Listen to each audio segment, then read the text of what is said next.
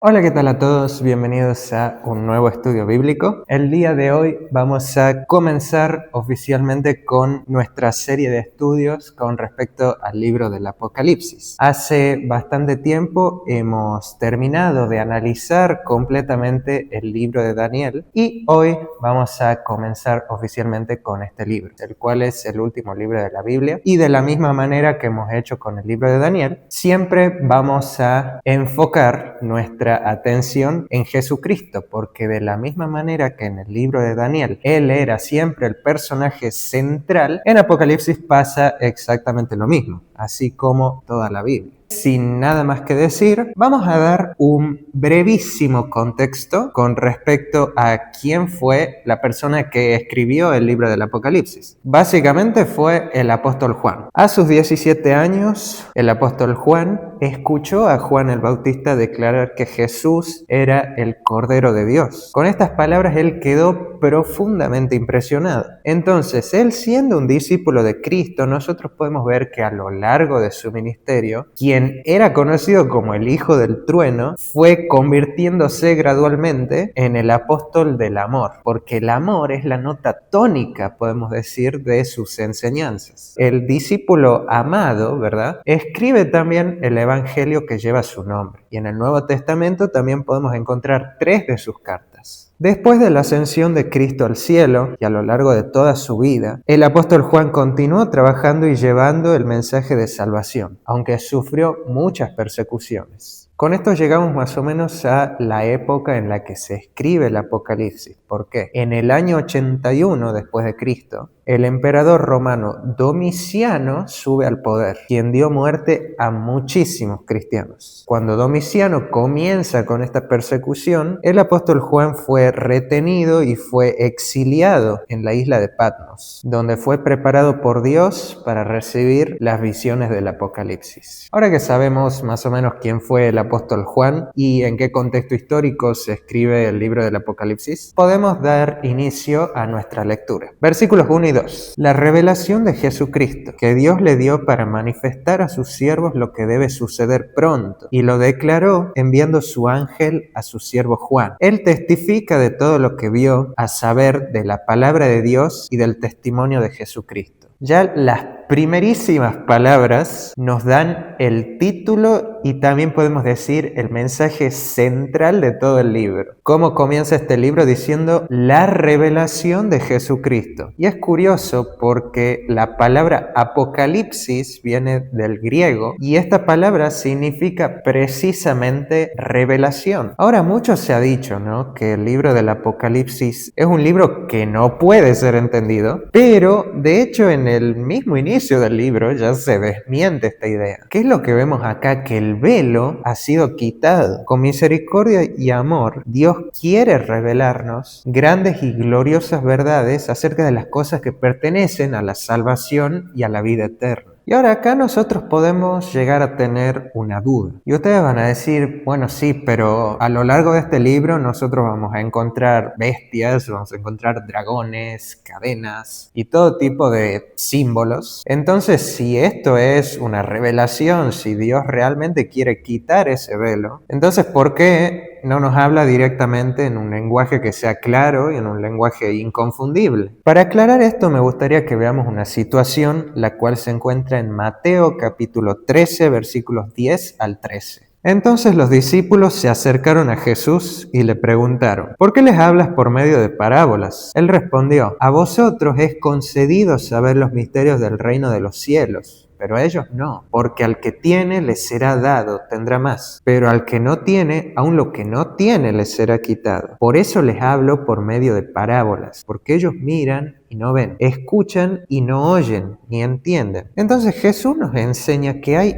muchas personas que no aprecian las verdades de la Biblia. Pero no solo eso, sino que además están dispuestos a despreciar estas verdades y a burlarse de ellas. No las quieren entender y tampoco quieren que otros las entiendan. Por eso dice el versículo que viendo no ven y oyendo no oyen ni entienden. Pero, y aquí está el contraste, por otro lado, a vosotros os es dado saber los misterios del reino de los cielos. Por esto nos encontramos con estos misterios, ya sean los candeleros, las trompetas, los sellos y demás figuras que se utilizan. Porque a nosotros nos es dado saber, pero a ellos no. Entonces, en otras palabras, y para hacerlo más simple a todo esto, el símbolo sirve al mismo tiempo para aclarar y para confundir. Sirve para revelar la verdad y también sirve para ocultarla. Para algunos, los símbolos les van a parecer una cosa totalmente incomprensible y totalmente absurda, pero la misma figura va a arrojar luz en el camino de otros, es decir, sobre qué tipo de personas, sobre aquellos que investigan con fe sencilla y con el anhelo de atesorar esas grandes verdades que pertenecen a la vida eterna. Y una última cuestión con respecto a estos versículos. Como bien hemos leído, esta es la revelación de Jesucristo. Pero ahora la pregunta es la siguiente. ¿Es Jesús el que revela o es Jesús el que está siendo revelado por medio de este libro? Y de hecho ambas respuestas son correctas. ¿Por qué? Porque por un lado, esta es una revelación que procede de Jesús. Es una comunicación divina dada por Jesús y a través de él. Pero al mismo tiempo también es innegable que el Apocalipsis nos revela a Jesucristo como nuestro Señor de gloria. Versículo 3. Dichoso el que lee las palabras de esta profecía, y dichosos los que la oyen y guardan lo que está escrito en ella, porque el tiempo está cerca. Atención, porque existe una bendición muy especial para aquellos que investiguen diligentemente estas profecías. Conforme más nosotros vayamos estudiando este libro, conforme más nos vayamos acercando sobre todo a los últimos capítulos, nos vamos a ir dando cuenta de que de hecho ya hemos llegado, podemos decir, prácticamente al final de todo, que únicamente faltan unos cuantos detalles nomás que se cumplan y que de hecho esos mismos detalles se están cumpliendo rápidamente ante nuestros ojos.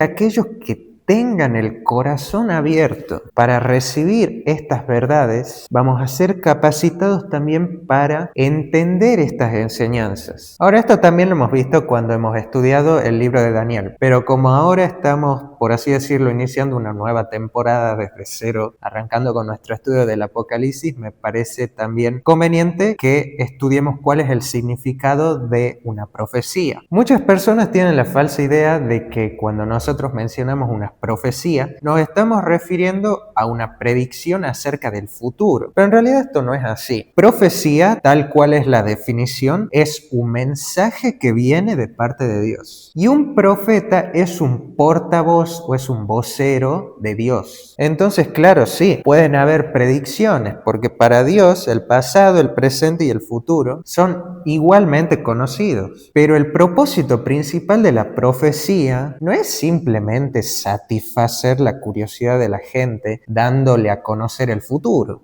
Hay varios pasajes bíblicos que nos revelan cuál es el propósito de la profecía y me gustaría que leamos unos cuantos. El primero está en Juan 14:29. Ahora os lo he dicho antes que suceda, para que cuando suceda creáis. Entonces la profecía confirma la fe de los creyentes a medida que vean el cumplimiento de los eventos predichos. Otro pasaje está en Lucas capítulo 21, versículo 28. Cuando estas cosas empiecen a suceder, cobrad ánimo y levantad vuestra cabeza, porque vuestra redención está cerca. Entonces, ¿para qué sirve la profecía? Para que no tengamos miedo ante las catástrofes de los últimos días, sino que por el contrario, levantemos la cabeza, porque sabemos que nuestra redención está cerca.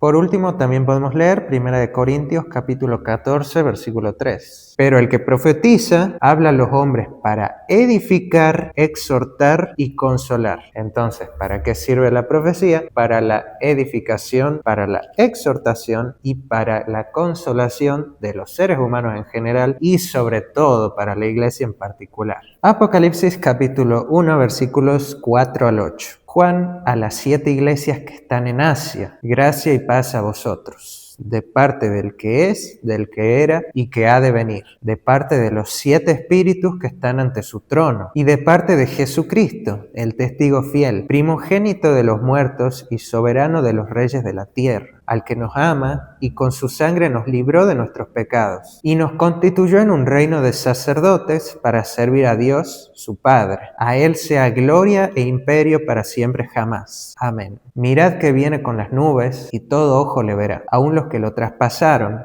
y todos los linajes de la tierra se lamentarán por él. Así sea. Amén. Yo soy el Alfa y la Omega, dice el Señor Dios, el que es, el que era y el que ha de venir, el Todopoderoso. Nuevamente, y esto es algo que también lo habíamos visto en el libro de Daniel, y noten cómo lo menciona en el versículo 5, el que nos ama y con su sangre nos libró de nuestros pecados. El centro de todo es el plan de redención que fue llevado a cabo en la cruz del Calvario. Y esto lo tenemos que destacar, pero siempre que tengamos esa oportunidad, porque la obra de redención llevada a cabo en aquella cruz es la que nos da vida a nosotros. Es gracias al sacrificio de Cristo que hoy nosotros tenemos vida. Todo lo que nosotros estudiemos en la Biblia siempre nos va a llevar hacia una persona, la cual es Jesucristo. Nosotros podemos saber absolutamente todo con respecto a las profecías, pero si nosotros no entendemos esta verdad en particular, realmente no entendimos nada.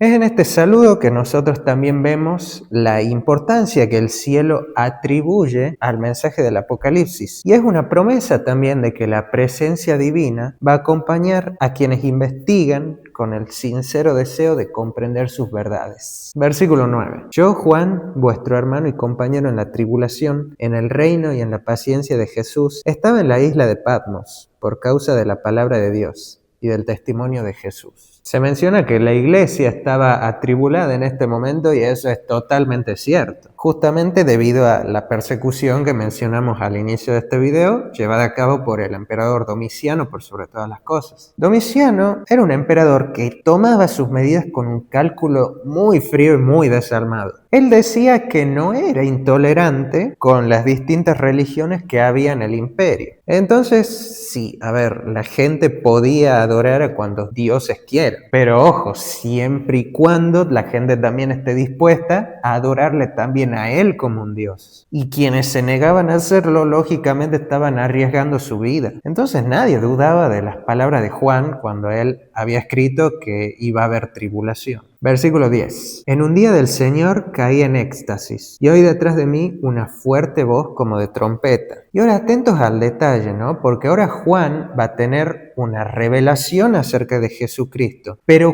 ¿cuándo tiene él esta revelación? Se menciona que era un día del Señor. Era día sábado cuando Juan había tenido esta revelación de parte de Jesucristo. Con esto también nosotros deberíamos en algún momento hacer un estudio con respecto acerca del día sábado, ya que de hecho existe muchísima confusión con respecto a cuál es el verdadero día de adoración. Por un lado se dice, por ejemplo, que el día sábado era únicamente día de adoración para los judíos, cuando esto no es así, porque si nosotros revisamos el libro de Génesis podemos encontrar que el día sábado fue instituido en la creación misma, antes de que existieran los judíos. Y de hecho también hay otra corriente que lo que dice es que el sábado fue abolido en la cruz y que como Jesús ha resucitado en un día domingo, ahora el día de adoración debería ser el domingo y ya no el sábado. Cuando esto tampoco es así, porque como podemos ver en este versículo y también en varios otros, los apóstoles siguieron guardando el día sábado tan diligentemente como lo hacían antes, incluso después de la ascensión de Cristo al cielo. Versículos 11 al 13. Escribe en un libro lo que veas y envíalo a las 7 iglesias, a Éfeso, Esmirna, Pérgamo, Tiatira, Sardis, Filadelfia y Laodicea. Me volví para ver quién hablaba conmigo, y vuelto vi 7 candelabros de oro, y entre los 7 candelabros vi a uno semejante al Hijo del Hombre, vestido de una ropa que llegaba hasta los pies, tenía el pecho ceñido con una cinta de oro. El apóstol se encuentra meditando, se encuentra en profunda comunión con Dios, cuando de repente es sorprendido oyendo detrás de sí una gran voz como de trompeta. ¿Y quién era esta persona que estaba acá? Es Jesús, el Hijo del Hombre, quien ahora le habla al profeta. Y noten el nombre que utiliza aquí. Este nombre es hermosísimo, tiene profundo significado para los cristianos. Se dice que Jesús es el Hijo del Hombre. Ahora, cuando Jesús se presenta como Hijo del Hombre, nosotros recordamos algo que habíamos estudiado en el capítulo 7 de Daniel. Me gustaría que lo leamos ahora. Versículos 10 y 13. Un río de fuego salía delante de él. Miles de millares le servían y millones de millones asistían ante él. El tribunal se sentó en juicio y los libros fueron abiertos. Seguí mirando en la visión nocturna y vi que en las nubes del cielo venía como un hijo del hombre. Llegó hasta el anciano de días y fue llevado ante él. Esta escena había sido maravillosa. En este momento los libros se abren y Dios va a probar de una manera definitiva que Él nos puede salvar en amor sin hacer a un lado su justicia. Siempre que Satanás lo ha atacado a Dios, Él lo ha querido poner, por así decirlo, entre la espada y la pared, con dos asuntos importantísimos que definen el carácter de Dios, su amor y su justicia. Entonces, claro, una vez que el hombre peca, el hombre se encuentra en un problema enorme, porque la paga del pecado es muerte. Como todos hemos pecado, absolutamente todos mereceríamos morir. Y entonces es justamente aquí donde Satanás le presenta este dilema a Dios y le dice, pero a ver, si vos sos un Dios de amor, ¿realmente vas a matar a toda la humanidad? ¿Eso no iría en contra de tu carácter? Pero al mismo tiempo vos sos un Dios de justicia. Sí, lo justo es que toda la humanidad se tenga que extinguir. Si Dios es justo, no es un Dios de amor. Y si Dios es un Dios de amor que perdona a todos los pecadores, entonces no es un Dios justo. Este es el dilema que le presenta Satanás a Dios. Pero ¿cuándo es que se resuelve de una manera definitiva este dilema? Se resuelve con la vida y con la muerte de Jesús. Porque cuando Jesús vivió, Él vivió una vida perfecta, sin ningún tipo de mancha, sin ningún tipo de pecado. Y al ser Él el Hijo de Dios, al morir en la cruz del Calvario, Él pudo cargar sobre sí el pecado de toda la humanidad. Entonces, claro, una vez que Él muere, la exigencia de la ley se cumple, porque la paga del pecado es muerte, y ya hubo una persona que murió en nuestro lugar, Jesucristo. Es en la cruz del Calvario donde se encuentran tanto la misericordia como el amor de Dios. Busquemos también lo que dice Juan capítulo 5 versículo 27. Además, le dio autoridad de hacer juicio, porque es el Hijo del Hombre. Volviendo a lo que fue la escena de juicio de Daniel capítulo 7, ¿no? No es en su carácter de rey de reyes, no es en su carácter de sustentador del universo como se presenta en el juicio. No es en ese carácter que nuestro Salvador va a ir a representarnos ante el trono celestial, sino que ¿cómo va Él? Él va como un ser humano. Es precisamente porque Él es Hijo del Hombre que Él tiene la autoridad para hacer esta obra. Entonces, con razón, que es este el nombre que más le gustaba a Cristo aplicarse durante su ministerio, ¿verdad? ¿Por qué? Porque es en su carácter humano que nuestro Salvador venció al enemigo en su propio terreno y rompió para siempre el dominio de Satanás, desmintiendo todas sus acusaciones contra Dios. Y ahora volviendo al Apocalipsis, Cristo se presenta ante el anciano profeta como uno que conoce nuestra aflicción, siendo que Él mismo ha probado el dolor y Él ha probado también el sufrimiento humano.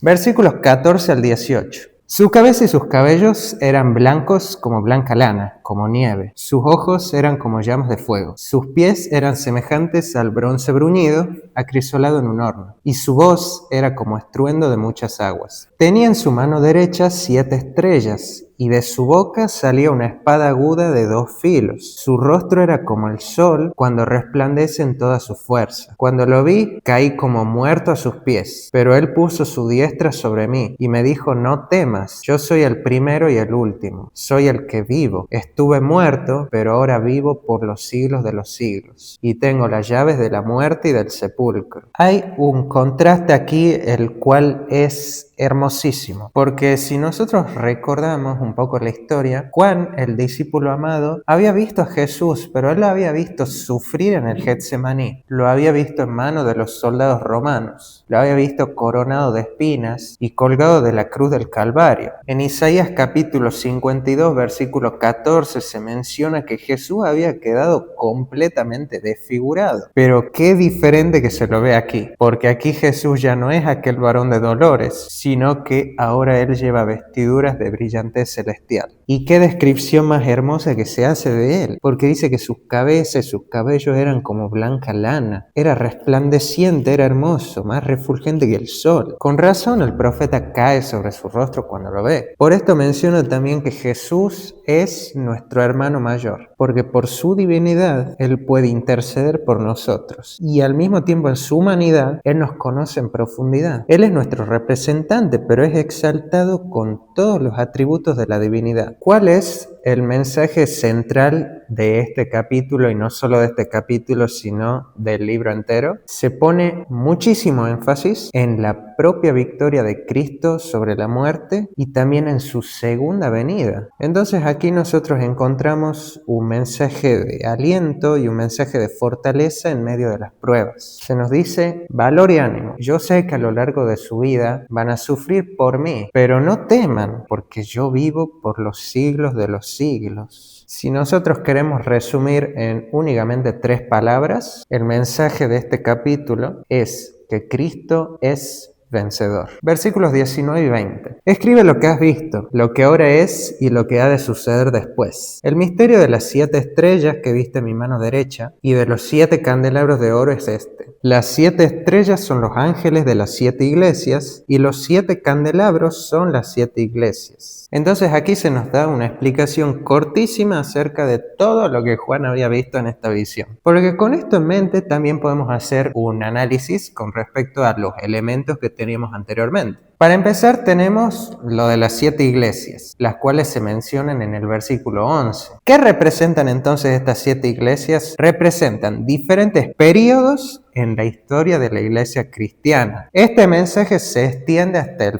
fin del tiempo. Y si analizamos los mensajes del capítulo 2 y el capítulo 3 de Apocalipsis, vamos a ver la condición en la que se encontraba la iglesia a través de cada periodo. Otro elemento que tenemos en el versículo 13 se mencionan los candelabros. Nosotros vemos a Cristo caminando entre los candelabros y en el versículo 20 dice que los candelabros son las iglesias. Esto es bellísimo porque lo que vemos aquí es que Cristo está caminando entre las iglesias y es así como se simboliza su relación con las iglesias, porque Cristo está en constante comunicación con su pueblo. Aunque hoy Cristo es el sumo sacerdote y mediador en el santuario celestial, aquí podemos ver su cuidado constante y su gracia sobre cada uno de nosotros, ya que sin Él nuestra llama vacilante se extinguiría. Pero Cristo es nuestra fuente de vida y luz. Y el último elemento que hemos visto eran las estrellas, las cuales las encontramos en el versículo 16. ¿Qué es lo que vemos? Que Cristo sostiene estas estrellas en su mano derecha. Esto nos asegura que ninguna iglesia que sea fiel a Cristo se va a extinguir, porque Cristo sostiene firmemente las estrellas y nadie puede arrebatarlas de su mano. Y bueno, de esta manera creo que ya nos encontramos bastante listos como para analizar los capítulos 2 y 3 del libro del Apocalipsis, los cuales son los mensajes de Jesús a estas 7 iglesias, los cuales también, como vamos a ir viendo, representan a la iglesia cristiana en su totalidad desde el mismo comienzo del cristianismo hasta cuando Jesús regrese. Para finalizar, ¿qué es lo que podemos aprender acerca de Dios en este capítulo? Aquí vemos a un Dios que está íntimamente familiarizado con cada persona de la tierra.